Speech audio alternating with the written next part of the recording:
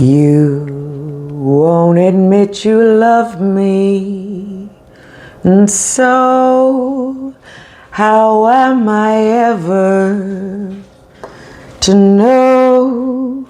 You always answer, perhaps, perhaps, perhaps. A million times I've asked you, and then I ask you over again. You always answer, perhaps, perhaps, perhaps. If you are here for August's monthly read, you are in the right place. And yes, that was Doris Day's version of Perhaps, Perhaps, Perhaps, as featured in Strictly Ballroom. If you know, you know. So, we are pulling the cards for August. You are here either because you are in my Patreon tiers and patrons, and you are contributing at any tier, because any tier gets the monthly read at some point in the month. And, or you are here because you are on YouTube, and as a result, halfway or 3/4 of the way through the month, the monthly read becomes available if you're on YouTube. So you're here for that reason or another. However, if you are a Patreoner or a patron on Patreon, you not only get the monthly read, but you also get one card pull a month that answers whatever questions you have. It's really the most affordable way to get a reading from me. Excuse me. All right, so we're gonna get to this quickly. There's no other cards. We have cousin decks, and I don't know that this has actually happened before.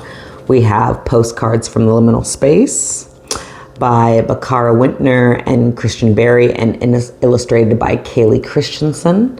And then we also have the cousin deck of Postcards from the Liminal Space, which is Visions in the Liminal Space by Bakara, Wintner, and Kaylee Christenson. Okay, so let's see what it is. I'm gonna pause just because this high definition video that I'm using is only allowing me to record so much, and it's very hard to upload if I record too much. So excuse me while I pause just to make sure I'm able to upload this video.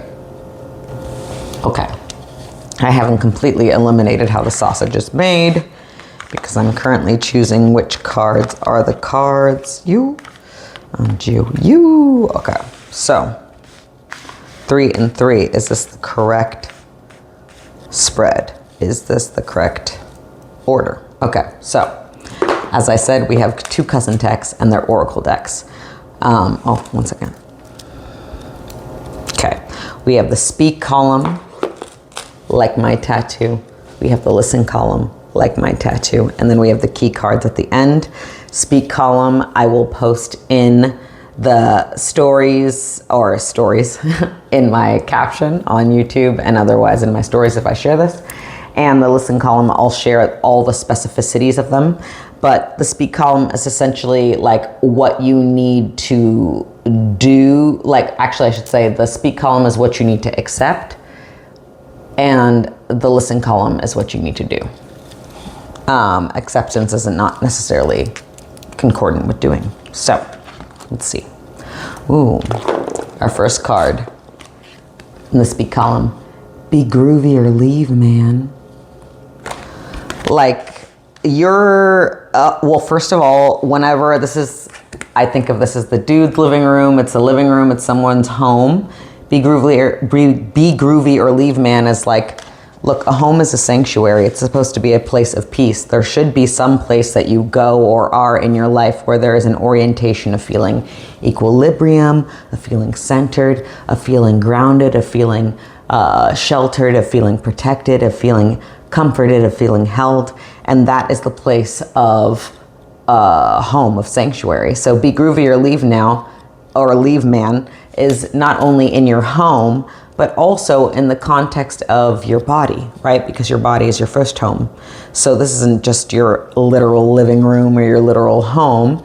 It's also the body that you are in and the way that people approach and come towards and treat and interact with your body. So there's something to be said with be groovy or leave man in this position for August, where intimacy isn't just about someone having proximity or access to you. Intimacy is about someone being at home with you, making you feel like yourself and like you can express yourself. And by yourself, of course, I mean in the most honest sense. I mean, be groovy or leave now, or leave. I keep saying everything but man because maybe I'm just trained not to say it, but like, look at this. The orientation it's very cozy. There's some, you know, like progressive hippie, free liberation, freedom concepts in this room. And at the same time, to each their own form of and definition and understanding of what that is. And so there's a quality in be groovy or leave man where I have my understandings and my beliefs and my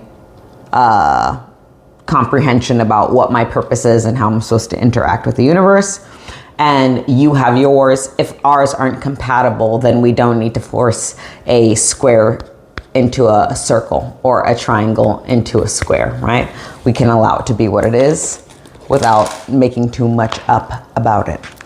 Then under be groovy or leave now, or leave man, we have acceptance is the answer. We see a simple window, a simple chair with simple water. Acceptance is the answer. You know, I say let it be obvious, right? Let it be enthusiastic mutual consent or enthusiastic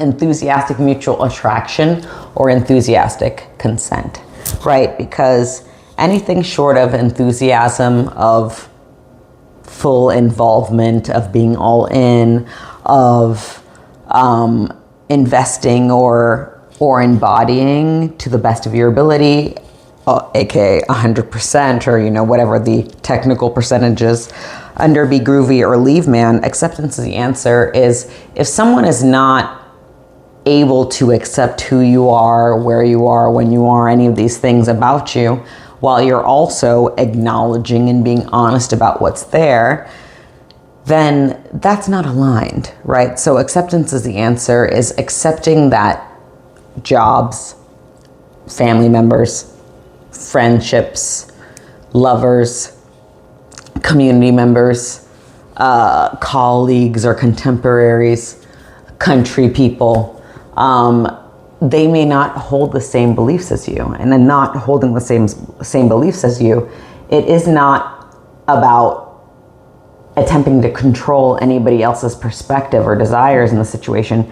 It's about accepting what it is for you and reflection of what people are teaching you by how they respond and how they interact with what you know to be true and what you declare to be true, because of course you have to advocate and speak for yourself. And then seeing who is enthusiastically mutually attracted, who is enthusiastically consenting, who is, you know, already primed or moving in the direction of your mutual interests or your overlapping interests or your aligned interests, or your highest or most preferred interests. Then our last Visions in the Liminal Space card is in our listen column, and again, that will be below whatever social media this is posted on, and it doesn't want to change. And we have the card No Vacancy. So, you know, again, I think I said earlier that the speak column is about what you're supposed to know. Okay, this is what I meant to say earlier. The speak column is about what you're supposed to know. Be groovy or leave now, or leave man, knowing what your sanctuary is, who you want to be in that space. Acceptance is the answer. Knowing what your truth is, and understanding when people are aligned with that or not. And then while the speak column is what you need to know, the listen column is what you need to do. And on the listen side, we have the card no vacancy. So if you have no vacancy, if you have no capacity to intake anything else, then you need to stop intake, whatever, you do whatever you want, but you can, in order to help yourself, stop intake, process what all is there, and decide what is still aligned with you, what is making you feel most true, most yourself, most centered, most at home, what is assisting you in recognizing what is and how to go forward with what is. And then recognizing that until you process those things that are before this, then you're not going to be in a position where you have more capacity to take things in. If you don't process what has already taken place, how do you know how to intake what is yet to take place? In no vacancy, there's this quality of please deal with what's there. And in dealing with what's there, please know if it is what should be there or shouldn't. Acceptance is the answer is also like, I'm sorry, I don't know what the light's like that. Things that shouldn't be there don't need to be there, and be groovy or leave man are things that don't actually want to be in that environment, shouldn't be in that environment. Our second what to do, aka listen card, which is from the cousin deck, postcards from the liminal space, is just passing through under no vacancy, right? So just passing through under no vacancy is like, look, this is just a phase. This is just a time where you have to, let go of, purge, move from, move beyond, move through whatever you imagine is supposed to be where you're stationary, right? Because no vacancy means like, you're fucking Mary and Joseph in Nazareth. Like, you have to find a barn because there's no vacancy. Like, they're not taking you in, okay? So knowing that, you're like, okay, well, this is a phase of our life. Like, this is a phase of my life. This is the time where things may seem like inhospitable, but also that maybe because I haven't actually accepted what is actually accepting and necessary to me. And so I don't feel at home. And that means I can't accept myself, and not being able to accept myself, there's no room for anything. If you hear snoring, that's a dog. And there's no room for anybody new to come in, even if they're more or well aligned with me. And I don't realize that this is just a phase. So perhaps I'm more emotional or like morose, or even, what is the word? Fatalistic. Maybe I'm even more fatalistic about what it is. And I need to be more aware of the fact that what I choose to believe helps define what I understand and know, right? Now, our key cards. We have the master key, which is the skeleton key. It unlocks all the doors. And then we have the keystone, which is the master stone that holds up the whole building. They don't want to change. I'm checking, that's why I'm asking this. And they're both also from the postcards from liminal space. So our skeleton key is protect your ecosystem, right? It's a heart with all manner of herbs growing out of it. So the master key is, if you don't know, if you won't acknowledge or accept who you are and how you feel about things, then you are not going to have the boundaries that you need to have based on the version of yourself that you actually are. And then you're not going to feel protected by your reality, because you're not going to be embodying a reality that allows you to be who you are and be accepted and protected accepted and protected based on who you are. So the master key being protect your ecosystem is like, really know what is making this environment possible, right? That you feel at peace in your home, that you feel that this is a place of contentment and refuge and joy, right? And that whatever that is allows for a state of acceptance and simplicity, right? Like knowing what things are plainly, clearly. And that even if there's no capacity because you have things to process, that you're aware that you need to process those things, and that you then do process those things as a result of being aware of them on time, and then recognizing that lack of capacity is just a phase, but it is about acknowledging what does and doesn't need to be done. So if you do this, then your ecosystem of your reality, yourself, your personality, your character will be protected. And the key to feeling protected is to be authentic to yourself so that you're attracting what is for you and what is actually attracted to you and able to collaborate with who you actually are, and that you naturally repulse that which is not. Last but not least, we have your Keystone. Haunted by ghosts. Oh, once upon a time I was this way, or once upon a time this happened to me. The question is, what is it now based on what you have recognized from your experience? What is no longer prolonging itself in your experience outside of your own projection of the past?